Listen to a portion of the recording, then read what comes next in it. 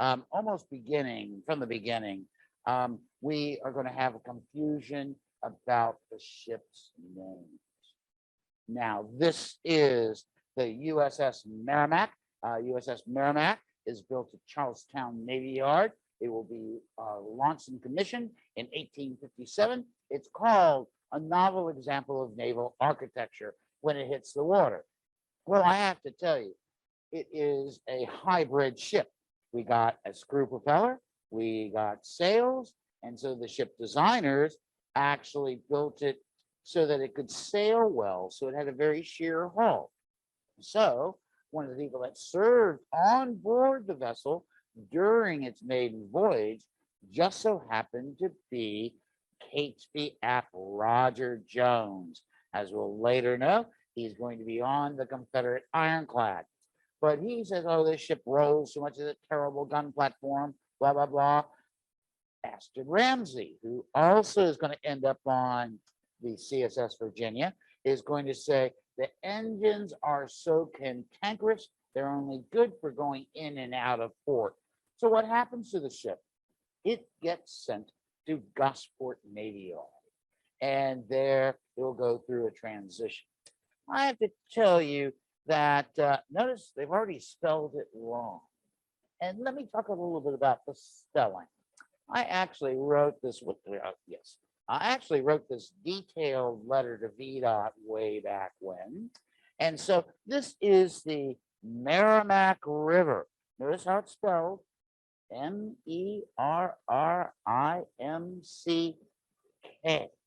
Oh my gosh. And actually, Merrimack County is where Franklin Pierce, he was born in Concord, New Hampshire. And so he's from Merrimack County, and he's the guy that signs the bill to create the 6-ship class known as the Merrimack with a K class. Now, so the way it goes, but actually, you see the river coming down, and actually, it was supposed to be the border between New Hampshire and Massachusetts, but instead that border switches a little bit. So when you get to Haverhill, Massachusetts, guess how they spell the river? Merrimac. Now we see Merrimack with a K as far back as the 1690s when they had this boundary dispute and settled it based on the Merrimack K with the river. So, you know, we have this misnomer that's happening everywhere we go. In fact, it becomes so major that look at what we did here. We called it the Monitor Merrimack Bridge. Now, I wrote a treatise for VDOT. I actually sent it to one of my friends, Hunter Andrews. I thought, well, man, he's going to get it done right. But no, they said, well, no, it's the Monitor Merrimack. That's what we're going to call it. I said, well, what about that K? What K? I said, well, you know, there's actually is a K. You can footnote this stuff. And they said no, because they like to call the bridge the M&M, because actually the ship that fought with the Monitor there on March 9th, 1862 was what? The Virginia, that is right. And so we're going to see that this is how it goes through a transformation. As you all know, it's not really smart to change a ship's name, but people do it all the time during the Civil War. But in this case, we could understand why they changed the name. Because the Merrimack, as it lay in Gosport Navy Yard in April of 1862, that ship is like, it's in mothballs, basically. Ordinary. The engine's all taken apart.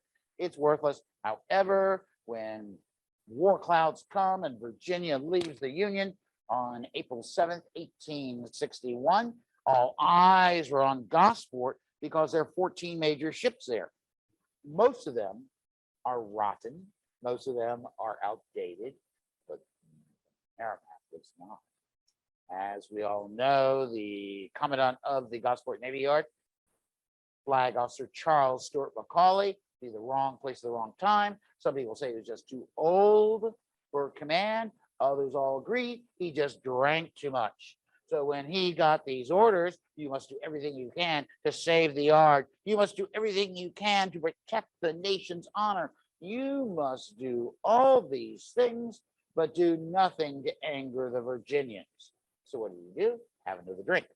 And he actually, 13 of his officers were Southerners who joined the Confederate Navy. So they were kind of saying, this is a good brand for you to try. But nevertheless, so the ship actually is going to go through a total reconfiguration. This ship is actually a adaptation of materials at hand. In other words, when they start thinking, the Confederacy right away said, we need ironclads, we got to have ironclads right away. The Secretary of the Navy, Stephen Russell Mallory, said we must build ships heretofore that have never been seen in naval service. They must have rifle guns, they must have iron, and they must have a ram. How novel the Confederates are thinking this way, because they know they cannot match the Northern shipbuilding. So beginning in June of 1861, they will raise the vessel, place it into dry dock number 1, and you can just see the difference between the ships. Okay, never mind. There it is. I just want to remind you, that's what it's supposed to look like.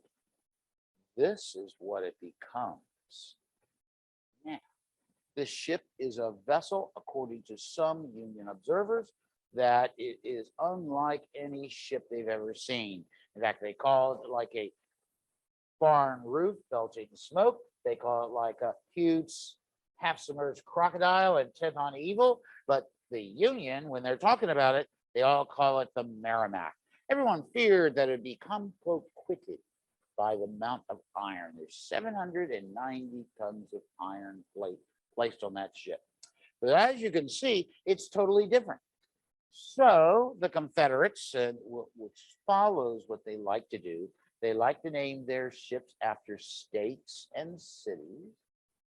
And so what we have here is they will rechristen it on February 17, the very same day they launch it, commission it, and christen it in a small ceremony only attended by Captain Reuben Tom of the CSS Marines, and they call it the CSS Virginia. First person who, in formal correspondence, that calls it the CSS Virginia will be its first commander, Flag Officer Franklin Buchanan. So he will constantly call it Merrimack. So there it is. It is unlike anything anyone has seen. So that's why it gets a new name. It is different. It is new.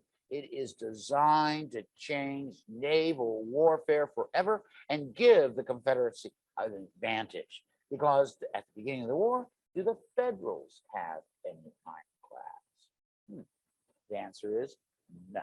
They have this thing called the Stevens Battery, but it's a failure. And that has been building since the late 1840s, but they don't have any. So this is an advantage that the Confederates want to take care of. This is going to be the executive officer of the CSS Virginia. But the greatest thing is in correspondence and articles he wrote after the war.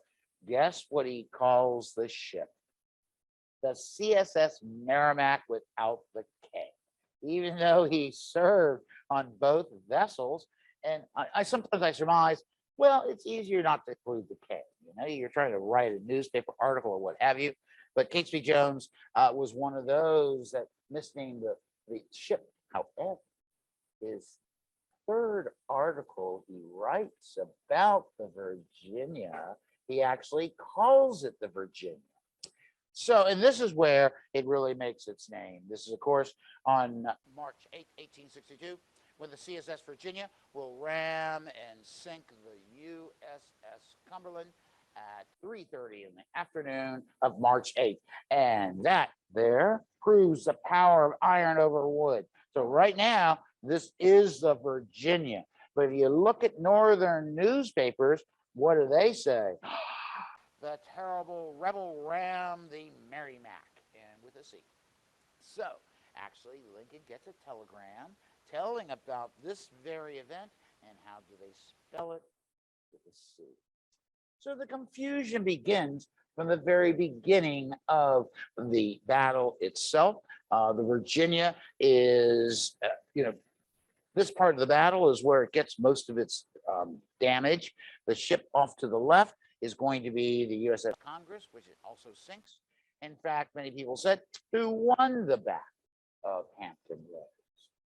And technically, we would have to give the victory to the CSS Virginia. Why? Because it sinks 2 major warships, sinks 3 gunboats, sinks 2 transports, and it captures another transport, and then damages the Monitor. So in my opinion, that means it's victorious. But when you read the newspaper headlines up in the north, Gustavus Vasa Fox is down in Hampton Roads. He's Assistant Secretary of the Navy for the Union. And he says, the Monitor won a great victory. Oh, the Monitor is great. Oh, the Monitor is great. And so all of a sudden you have the Monitor becoming the superior name over the Merrimac. Now, technically, when you are using 2 names to say something, you use the alphabetical order. So the battle should have been called what? Merrimac versus Monitor. But guess what? Who writes most of the newspaper articles? The North, and they scream about this great victory, and it's going to have a lasting impact. So the Monitor is actually 171 feet in length, but that's okay. You can see it's an unusual vessel. But the Federals, when they build the Monitor, now how did they get the name Monitor is the first question. Monitor was originally called Ericsson's Battery. Very ominous and everything. The Ericsson Battery was basically something that they just called it because Ericsson designed it. And not everyone liked the Ericsson, but they still refer to it as such because many naval officers says it's going to be a failure. And so Gustavus Vasa Fox, who we've already met, he will send a letter to Ericsson, says, what do you want to call your vessel? He thinks about it. And he says, well, I'm going to quote exactly what he said from this groovy book that someone I know wrote. Since Ericsson believed his innovative battery needed a proper name, he says its impregnable, aggressive character will admonish the leaders of the Southern Rebellion, as well as to prove to be a monitor to the Royal Navy ironclad frigate construction program. He proposed to name the new battery Monitor. The ship was such a success that all further vessels of this style would be called what? Monitors, which is kind of funny in the post-war era, because during that post-war era, they actually, everybody served in the war. They end up on other ironclads, and they say, I served on the Monitor. Oh my gosh, no, they didn't. And I think there's about 50 names that say they were on the Monitor, but in essence, they were not. This is, of course, how we really go through ship names in the North, which is very, very complex. This is the other of the 3 ironclads that are going to be built beginning in 1861 in response to the construction of the Virginia. This is the New Ironsides. Where did that name come from? It's pretty simple. What's the most famous ship in the U.S. Navy after the War of 1812? The Constitution, which is also called the Old Ironsides. So this is the new version. This has a lot of problems, though. This ship never does very well. And actually, it's only armored on its sides, like New Ironsides, but its bow and stern do not have armor. So I would say I wouldn't want to serve on that ship. I would like to serve a lot of ships that I've learned about. So anyway, there's another one that's going, and you can see this is really odd because this is actually a very earlier photograph because it's got its mast on board. Believe it or not, the Monitor was supposed to have masts. And Eric says, well, I'm not going to do that. The ship will sink. Well, this is the other one built with the Monitor, and this happens to be the USS Galena. Where does Galena come from, may I ask? Well, it's a ferrous metal that is used to make iron, and therefore, what is this ship made of? Iron. So therefore, it's called the Galena. This is the worst of the three ships built at the beginning of the war. You can see the sabots. Those are all holes that happened during the Battle of the Drury's Bluff on May 15th, 1862. It's going to be hit 33 times. It's going to be holed 13 times. So it may be called Galena, but it's not really. And in fact, the ship is so badly designed, they take the armor off and still keep it as name Galena. Now, how do we get some other names for ships during this war? Well, this is going to be real fun because we're going to have, what happens is, as soon, the federal government had already appropriated $10 million to build more ironclads in late February. And Erickson, guess what? He wanted those contracts. And I got to remind you, some of his partners are congressmen, and other major shipbuilders. So he's trying to influence them to get more contracts. And so what happens is that they will create a new class of vessel on March 17th. This is less than a week after what? The Battle of the Ironclads, or the Battle of Hampton Roads, as I should always say. And so they build this new class called the Passaic Class. Now, the Passaic Class was originally supposed to be 6 vessels. And Erickson, when he sends the original plans, and these ships are changed greatly from the original Monitor, just by looking at it, you can see they've moved where the quarters are. Sadly, the captain has to live over the engine room, which is not good. The ammunition is stored forward. It's got a pilot house that sits up on top. And as we'll know, these ships do terribly at the Battle of Charleston on April 7th, 1863. So this is going to be, now he doesn't name the class yet. He turns in names for these ships. One is called the Argumentatus. The other one's called the Terror. He even calls one the Conestoga. The U.S. Navy says, oh, we're not going to do that. We are now going to name all our new ships, what? After Native American names. Now, this is something new for the U.S. Navy. Even though Merrimac is the name for Swiss water in the Algonquin language, but other ironclads that are being built, they do something totally different. In fact, especially the City class of ironclads. Oh my gosh, the City class, right, is made through the Army. So the Navy has nothing to do with the naming of the ships. So they get to be known as the City class. So they have the Cairo, Louisville, and so forth.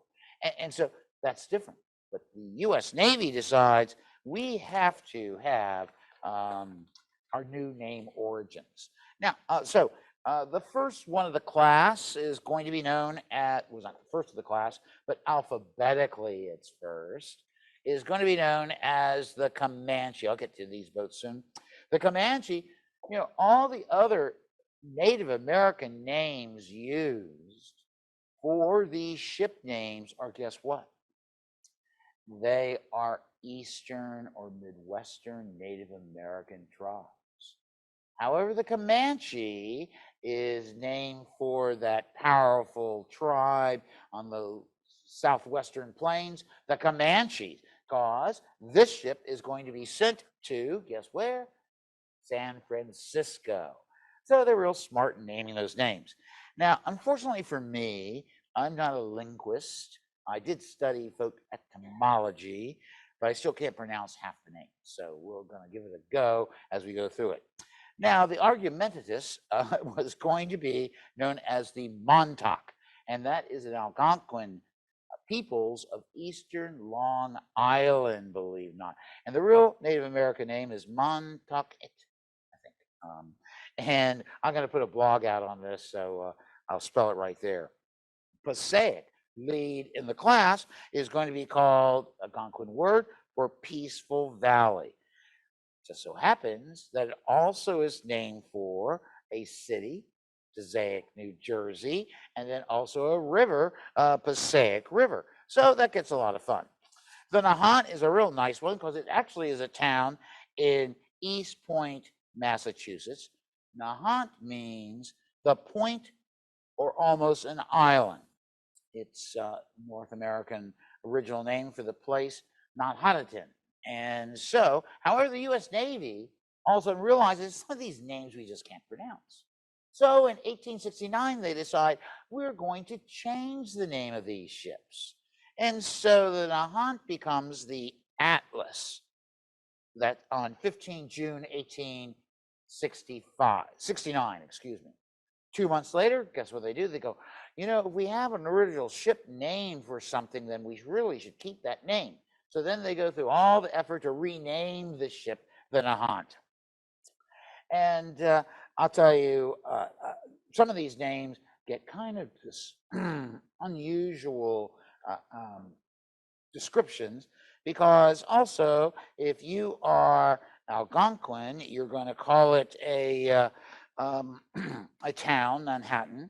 But if you are Iroquois, you are going to call it a twins or two things divided. Gosh, you know. The Patapsco is one that we all hear of all the time, and that actually is a Susquehannock name and it comes from Pot-a-Piscit, okay? And that means black water or tide cover with froth, okay? So get that. And so that's what the Patapsco River is, in essence. The Weehawken is one of my faves because the Weehawken, you know, these ships do sometimes not very well. The Weehawken is a great ship, then a bad ship. And it's actually named by the Lenape tribe, Algonquin language, which is the word that's interpreted that rocks look like trees.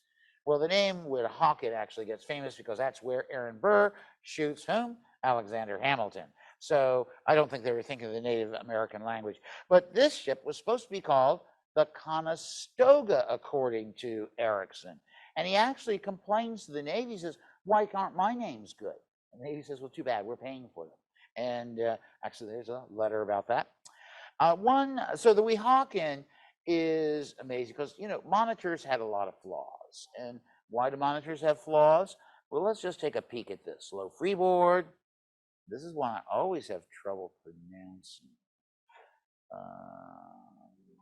Oyonata, there you go. And so basically, Oyonata is a word that actually means bedrock, believe it or not. And so that doesn't help us a whole lot. But back to the Weehawken, I just want to say that the Weehawken at the Battle of Charleston gets hit 53 times. It gets a hole in its deck. It runs over a torpedo. And so it's in pretty bad shape. It couldn't stem the tide because it could only it had this torpedo raft at its bow. So in essence, it was called the Ericsson's Terror / Weehawken. Well, the Weehawken has the problem of being at anchor in late 1863 and just get loaded more ammunition into its bow. So the ship is kind of little off kilter. Guess what comes? Oh my gosh, a gale, and then a ship moves by it, creating a wake. And so that wake and the gale does what? It goes over the Weehawken. You know, those guys had their hatches open. And so down it goes. So I don't care what you call some of these ships. One of my favorite names is the Catskill. Now, the Catskill is very good because we have a guy who's on the Monitor who's named Wilhelm Durst. And Wilhelm Durst's story is really great because it's also about different names. Wilhelm Durst serves the Battle of Hampton Roads. The Monitor then goes back up to Washington, D.C. to get refitted. He goes on leave, and guess what? He decides that he's sick, and so he doesn't come back to duty. Then all of a sudden, he decides to go to a rum hole in New York City where he gets rather intoxicated. Now, Wilhelm Durst had a WD on his forearm. And so he gets intoxicated, so intoxicated that the next morning he wakes up and he goes, "Where am I?" He said, "You're on the receiving ship USS North Carolina, and your name is now Walter David." And so, I guess that was a little shock. He goes, serves on the Catskill, and when he writes about his service, he spells the Catskill with a K, because Wilhelm Durst is from Austria, believe it or not. And so, and actually, Catskill is one of the more unusual names because actually Dutch that's used for a Native American word. So it comes from the Dutch Katterskill, which means Wildcat Creek, or Kattersbaan, which means the Dutch name for a field on which tennis-like racket games are played. I have to tell you, the Dutch, as they move up the Hudson River, they observe, guess what? The Native Americans playing, you got it, lacrosse. And so they call it a Catskill. And so, but that ship, it's a nice name, Catskill. You can spell it either way. But it then gets renamed Goliath, which is a name that actually Erickson wanted to have from the very beginning. They rename it Goliath. And on 15 June 1869, then they go, "Oh my gosh, we can't change the name of this ship." And so they return it to Catskill. And the Catskill stays in service until 1901, believe it or not. One of my favorite ones, though, is the Catawba. And everyone knows in North Carolina, there's a Catawba Valley where they grow great grapes and make great wines. There's a college there. And it's actually both in North and South Carolina, and where this grape is found. Now, they named the river that runs through the valley Catawba, which is a Indian or a Native American group, and language, which is Siouan, from the word Kapata, which is fork of a stream or something separate. Gosh, yeah. I don't know who ran around picking out these names, but anyway, it was probably G.V. Fox. Now, Montauk, which is really a neat ship, there it is. Well, it's named for a mountain in the middle of a plain. And there is a Mount Monadnock in New Hampshire, believe it or not. And that's where it gets its name. This ship, now, what do we all think about monitors? Well, they're not very seaworthy.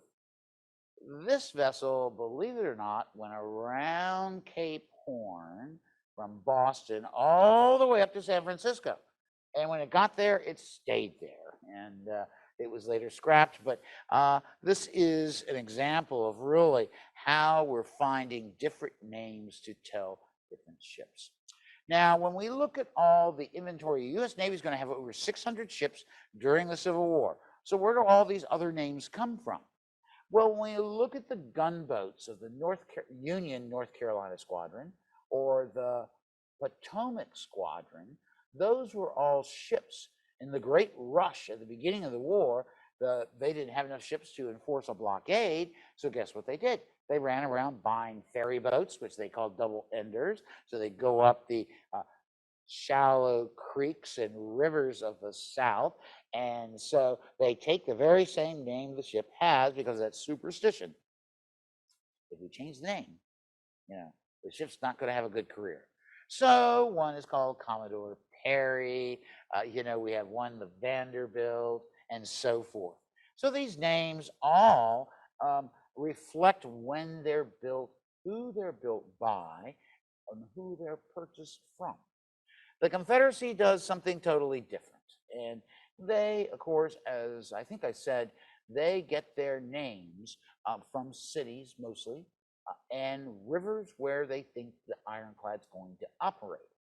They build several ironclads in North Carolina during the war. And so the most famous of them all is going to be the Albemarle, which is built where?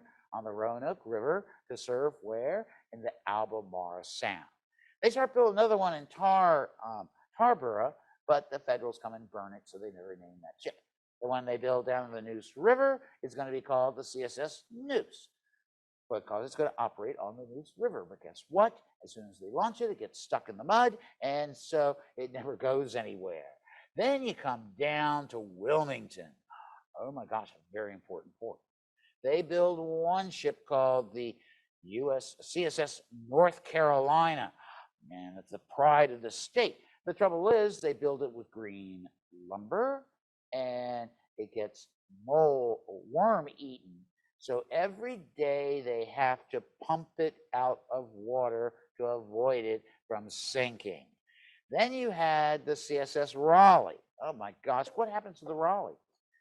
Well, it is under the command of J. Pembroke Jones, who actually owned a farm not far from here known as Hilton, right? Where Hilton Village is. These are fun how all these names go all over the place. Well, he's an aspiring, naval officer. He's actually on the Virginia as flag lieutenant to the third commander of the Virginia, Flag Officer Josiah Tatnall. Nevertheless, he gets in command of the Raleigh. He goes, I'm going to show everyone, because, basically, Confederate ironclads are not known for going out to sea. Okay? They're very designed and everything, because they have to get over the bar to get out of Cape Fear River, and that's 11.6 feet at high tide. So anyway, the Raleigh goes out, chases some ships around, comes back in, and Jones comes back in at the wrong tide. So guess what happens to the Raleigh? It will run aground, and it breaks its back, looking like a forlorn turtle. In fact, most of the Confederate ironclads will be destroyed by their own crews because of the fall of places like Savannah, Charleston, and Richmond. But the legacy brought forth by the Battle of Hampton Roads, right? Notice how they're calling it, they aren't even talking about the day before. They're talking all about the Merrimac versus the Monitor. Now, they get the alphabetical rule pretty good at Hampton Roads. So you see, we're calling it already in this great print two different things. But what we do know is that these ships changed naval warfare forever.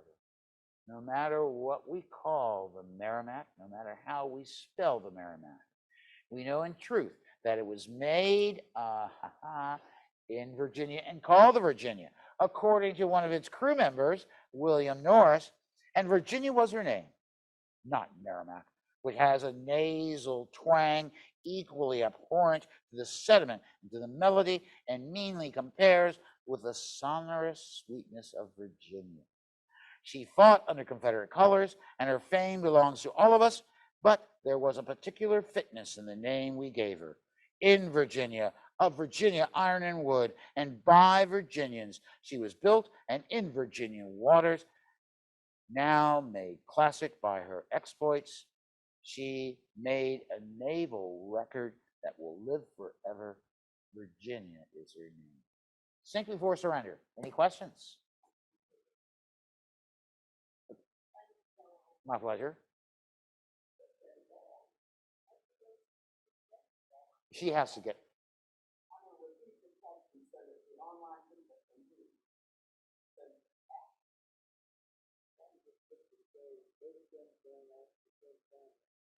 Because they didn't know what they were doing.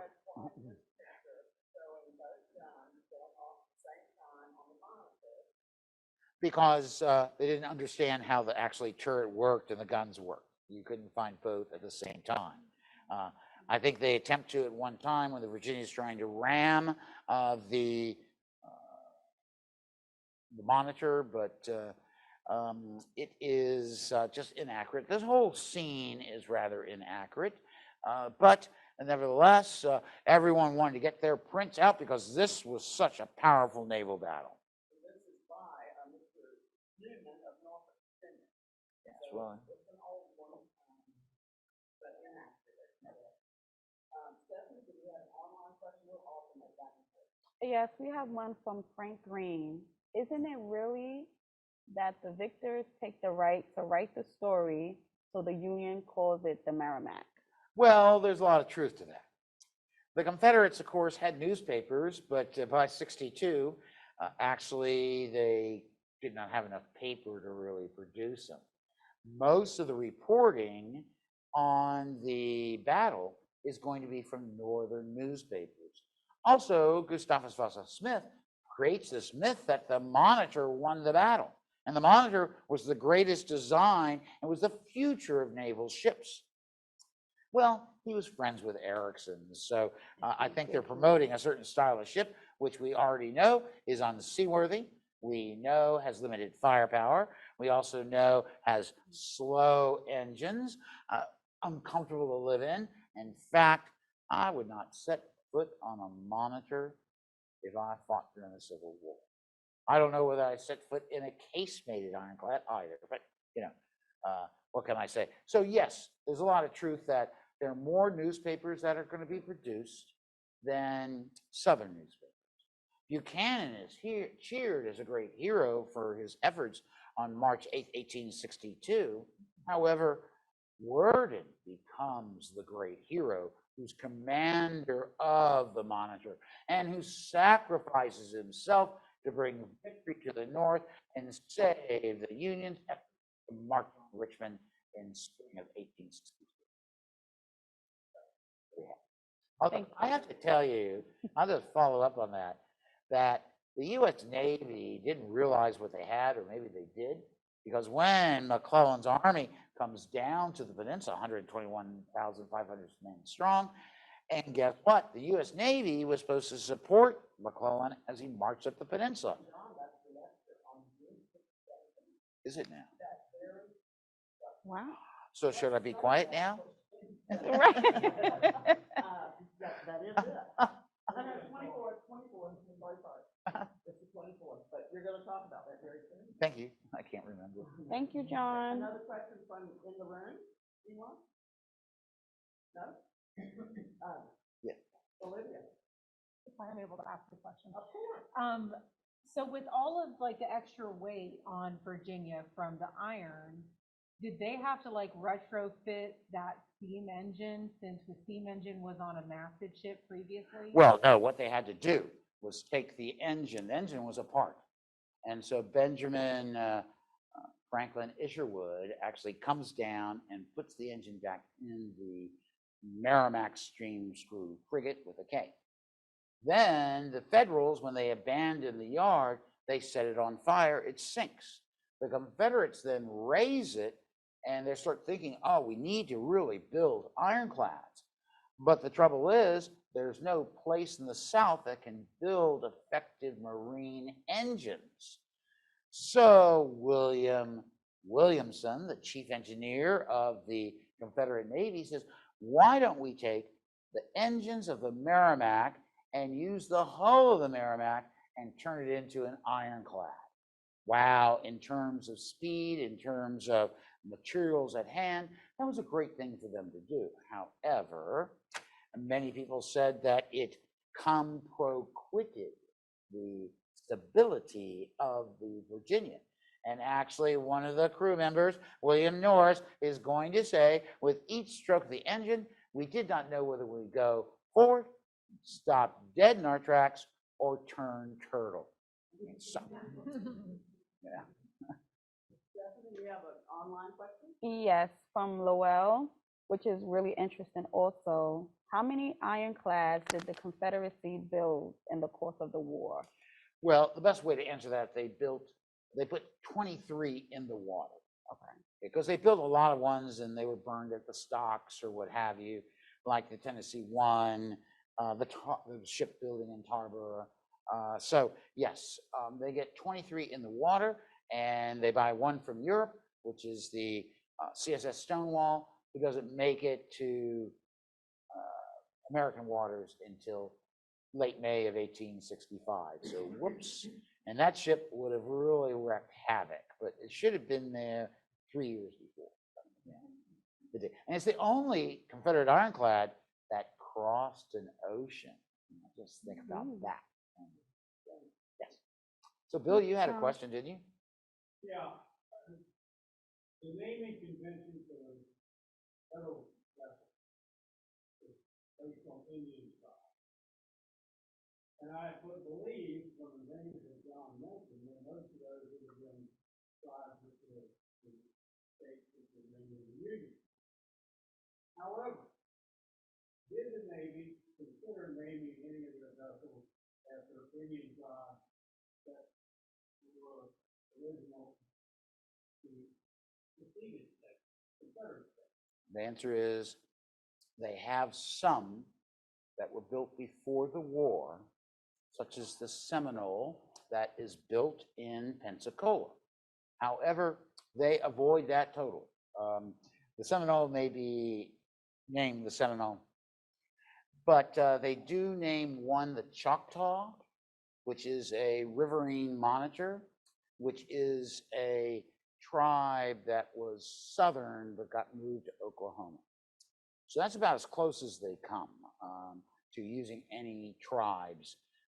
They refuse to use certain tribe names like the Cherokee because the Cherokee actually fought on the side of the Confederacy. So that was not a thing I want to name my ship after. But just remember, we have 3 types of ships during the war. We have acquired vessels, which we keep the names of them, like the Reliance, Commodore Perry, Vanderbilt, and so forth.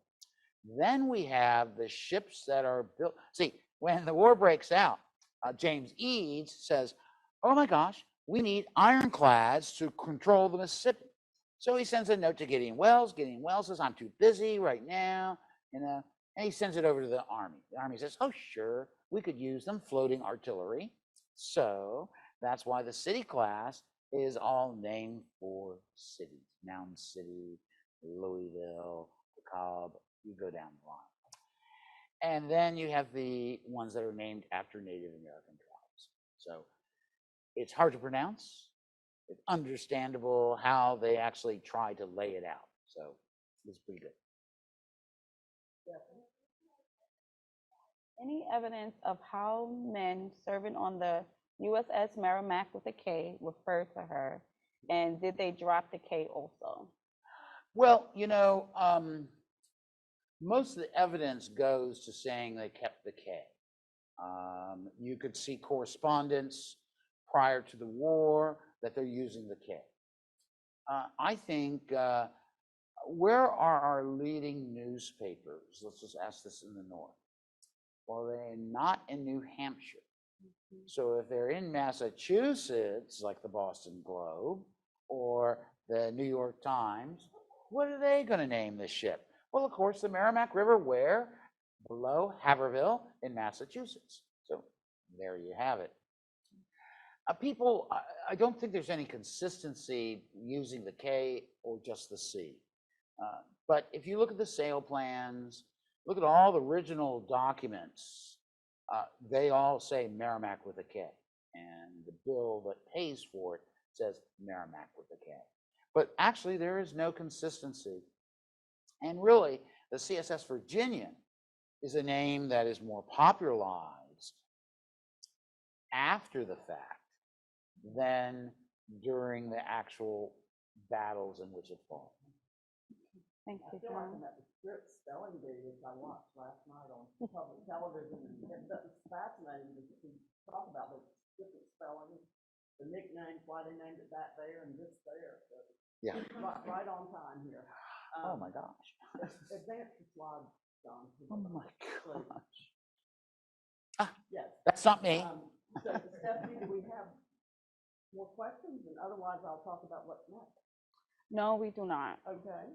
Well, you have one, yes, sir.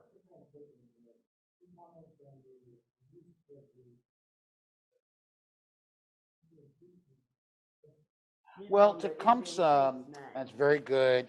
That is, of course, a Passaic Class vessel.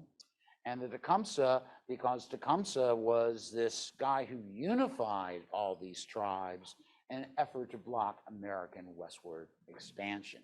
So it is an Indian name, but it's called that name because of the ferocity they believe that ironclad would wreak upon the Confederacy. But it is a Native American name. What And about Manhattan? That was one of them. Manhattan, of course, the Dutch bought Manhattan So from that the was very Manhattan interesting. Indians. What was it? $24 in trinkets, so, yes, so yeah, thought you'd get me there. Next week, we will, not next week, the 17th, John will be talking about the pathways to emancipation and Juneteenth, same time, same place.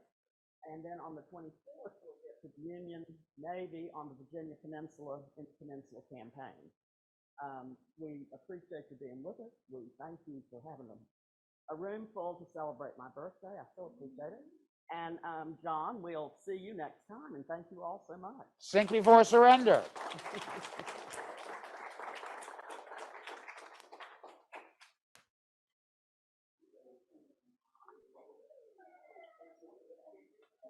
Yay, Stephanie.